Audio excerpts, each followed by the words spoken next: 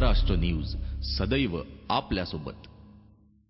नमस्कार, मी धनश्री। गरजा महाराष्ट्र न्यूज मध्ये आपले स्वागत। प्रथम एक नजर टाकूया आजच्या हेडलाईन्सवर। ट्रॅक शेजारी पाणी साचल्याने तिन्ही मार्गावरील लोकल उशिराने धावत आहे।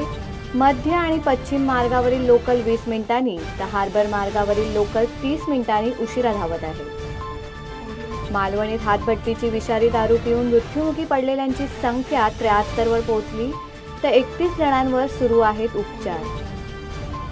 आणि शरद पवार यांच्या संदर्भात राज्यात कोणतीही चौकशी सुरू नाही। त्याचबरोबर माजी मंत्री छगन भुजबळ यांच्यावर नियमानुसार आणि कोर्टाच्या निर्देशाप्रमाणे कारवाई सुरू आहे। मुख्यमंत्री देवेंद्र फडणवीस यांनी दिली माहिती। गरजा महाराष्ट्र न्यूज सदैव आपल्यासोबत। आता पाहूया सविस्तर वृत्त। मुंबईत आज सकाळपासूनच पाऊस कमी पडत असल्याने रेल्वे सेवा सुरळीत करण्यात आली होती। मात्र आता ट्रॅक शेजारी पाणी साचल्याने तिन्ही मार्गावरील लोकल उशिराने धावत आहे। मध्य आणि पश्चिम मार्गावरील लोकल 20 मिनिटांनी तर हार्बर मार्गावरील लोकल 30 मिनिटांनी उशिरा धावत आहे। येत्या 24 तासात मुसळधार पाऊस पडण्याची शक्यता हवामान खात्याने वर्तविली आहे। त्यामुळे राज्य सरकार आणि मुंबई पालिकेने मुंबईकरांना अत्यंत महत्त्वाचे काम नसेल तर घराबाहेर पडू नये अशी सूचना दिली आहे। महाराष्ट्र राज्याचे विरोधी पक्षनेते राधाकृष्ण विखे पाटील यांनी मुख्यमंत्री देवेंद्र फडणवीस आणि सरकारवर जोरदार हल्लाबोल केलाय। शेतकऱ्यांच्या आत्महत्या थांबत नाहीत, शिवाय यवतमाळ जिल्ह्यात आत्महत्याग्रस्त कुटुंबाला मुख्यमंत्र्यांनी भेट सुद्धा दिली होती। पण काही दिवस उलटताच आत्महत्याग्रस्त शेतकऱ्याच्या विधवेने सुद्धा आत्महत्या केली। याचाच अर्थ मुख्यमंत्री सुद्धा शेतकऱ्यांच्या आत्महत्या थांबवण्यास असमर्थ आहे हे सिद्ध होते। सरकार सर्वच पातळीवर निष्प्रभ ठरले असून अल्पसंख्याक समाज भीतीच्या वातावरणात वावरत आहे। सादर आहे राधाकृष्ण विखे पाटील यांच्या सोबत आमचे विशेष प्रतिनिधी अयाज मोहसिन यांनी केलेली ही खास बातचीत। आपल्या सोबत आहेत अपोजिशन लीडर राधाकृष्ण विखेजी पाटील यांच्याकडून जाणून घेऊया। एक शेतकरी, त्या शेतकऱ्याची विधवा ती सुद्धा आत्महत्या करते, तर सरकार कुचकामी ठरलेले का? विशेषतः मुख्यमंत्री त्या महिलेच्या घरी जाऊन आलेले होते, म्हणजे स्वतः मुख्यमंत्री सुद्धा निष्प्रभ आहेत का? नाही, की शेतकऱ्या आत्महत्या कुटुंबियांना त्यांचं सांत्वन करण्यासाठी माननीय मुख्यमंत्री गेले। अपेक्षा होती की त्यांच्या जाण्याने काही शेतकऱ्यांना दिलासा मिळेल, काही चांगल्या प्रकारची योजना घोषणा सरकार करेल, परंतु अशी कुठलीही, मला वाटतं या उलट त्या आत्महत्याग्रस्त शेतकऱ्याच्या कुटुंबाला भेट देताना त्याच विधवा पत्नीने सुद्धा त्या शेतकरी आता आत्महत्या केली। म्हणजे याचा अर्थ की सरकार पूर्णपणे निष्प्रभ आहे। आणि त्यापेक्षाही मी म्हटल्याप्रमाणे माझी तशी भूमिका आहे की पूर्णपणे संवेदना संपलेलं सरकार आहे। नाहीतर मग, आणि त्यातून मग लोकांच्या शेतकऱ्यांचा आत्मविश्वास वाढवण्यापेक्षा आता या घटनेच्या नंतर आणखी शेतकऱ्यांचा आत्मविश्वास गमावेल, राज्यापुढे एक नवीन संकट उभं राहते की अशा सातत्यानं एक मोठी चिंतेची बाब मला दिसते। आगामी काळात पावसाळी अधिवेशन येत आहे, त्याच्यामध्ये विरोधी पक्षनेता म्हणून आपली काय भूमिका नसणार, काय रणनीती असेल? अनेक प्रश्न राज्यापुढे आहेत, अनेक गोष्टी सरकारने केलेल्या आहेत, गोष्टाची परिपूर्ती नाही। मालवणीत हातभट्टीची विषारी दारू पिऊन मृत्युमुखी पडलेल्यांची संख्या 73 वर पोहोचली आहे, तर शहरातील विविध हॉस्पिटलमध्ये 31 जणांवर उपचार सुरू आहेत। दरम्यान घटनेची जबाबदारी निश्चिती करीत पोलीस आयुक्तांनी मालवणी पोलीस स्टेशनच्या सिनियर इन्स्पेक्टरसह 8 जणांचे निलंबन केले आहे, तर 5 जणांना अटक करण्यात आली आहे। मालाडच्या मालवणी भागातील खारोटी गावाजवळच्या लक्ष्मीनगर वस्तीमध्ये बुधवारी रात्री आणि गुरुवारी सकाळी हातभट्टीची दारू प्यायल्याने अनेकांची तब्येत बिघडली। तब्येत खालावल्यामुळे अनेकांना शुक्रवारी खासगी हॉस्पिटलमधून पालिका हॉस्पिटलांमध्ये दाखल करण्यात येत होते। सुरुवातीला कांदिवलीच्या डॉक्टर बाबासाहेब आंबेडकर हॉस्पिटलमध्ये दाखल करण्यात आल्यानंतर पेशंटचा ओघ वाढतच राहिला। त्यानंतर गोरेगावचे सिद्धार्थ हॉस्पिटल, परेळचे केईएम, मुंबई सेंट्रलचे नायर हॉस्पिटल यामध्ये पेशंटना आणण्यात आले। या दारूमुळे 73 जणांनी आपला जीव गमावला, तर 31 जणांवर हॉस्पिटलमध्ये उपचार सुरू आहेत। सरकार आकाशबुद्धीने कसलीही कारवाई करत नसल्याचे मुख्यमंत्री देवेंद्र फडणवीस यांनी स्पष्ट केले।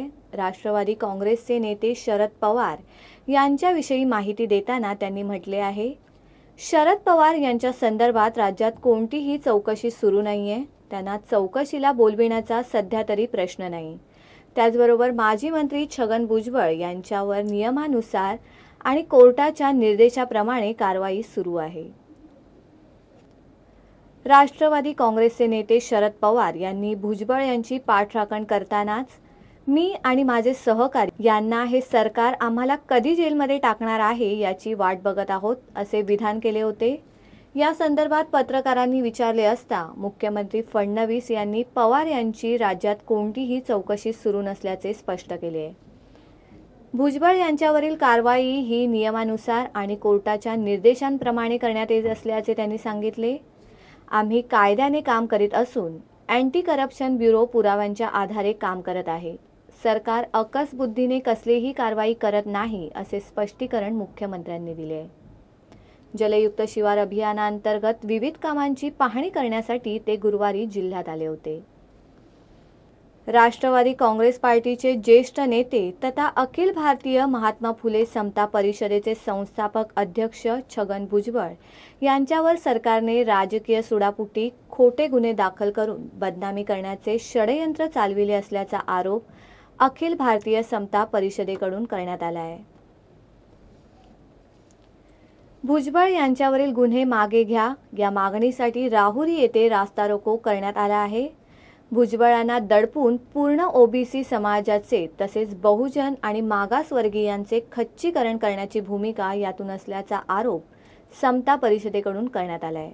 मूळ मालमत्तेची किंमत कमी असताना आताच्या बाजारभावाप्रमाणे आकडेवारी फुगवून दाखवल्याचा आरोप समता परिषदेकडून करण्यात येत आहे. त्याचबरोबर लवकरात लवकर भुजबळांवरील गुन्हे मागे घेतले नाही तर जेल भरो आंदोलन केले जाईल असा इशारा समता परिषदेकडून देण्यात आला आहे. भुजबळांवरील गुन्हे हे खोटे नसून सत्य असल्याचे चित्र स्पष्ट होत चालले असून सरकार या मुद्द्यावर ठाम असून भुजबळांवर काय कारवाई होते हे बघणं औत्सुक्याचं ठरणार आहे. जिल्हा प्रतिनिधी सुनील भोंगळसह ब्युरो रिपोर्ट राहुरी. आज या ठिकाणी अखिल भारतीय महात्मा फुले समता परिषदेच्या वतीने या ठिकाणी भुजबळ साहेबांच्या विरोधात जे खोटे गुन्हे किंवा जे खोटा प्रचार चालू आहे त्या संदर्भात अखिल भारतीय महात्मा फुले समता परिषदच्या वतीने या ठिकाणी रस्ता रोको आंदोलन करण्यात आलं आहे. आमचं या शासनाला सांगणं असं आहे समता परिषदचं जे साहेबावर जे तुम्ही खोटं नाटक वैयक्तिक जे षडयंत्र चालू आहे ते जर तुम्ही थांबवलं नाही तर ही समता परिषद कायदा सुव्यवस्थेचा प्रश्न निर्माण होईल. या पद्धतीने या ठिकाणी उग्र स्वरूपाचे आंदोलन करील.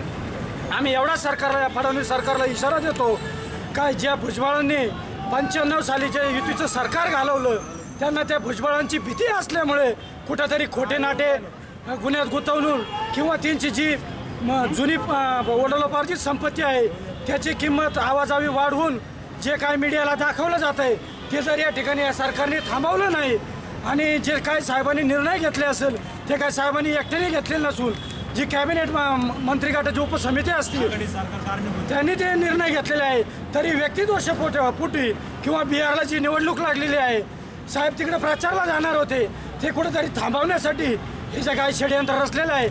तुर्तास वेळ झाली आहे ब्रेकची. तुम्ही कुठेही जाऊ नका. पाहत रहा गरजा महाराष्ट्र न्यूज.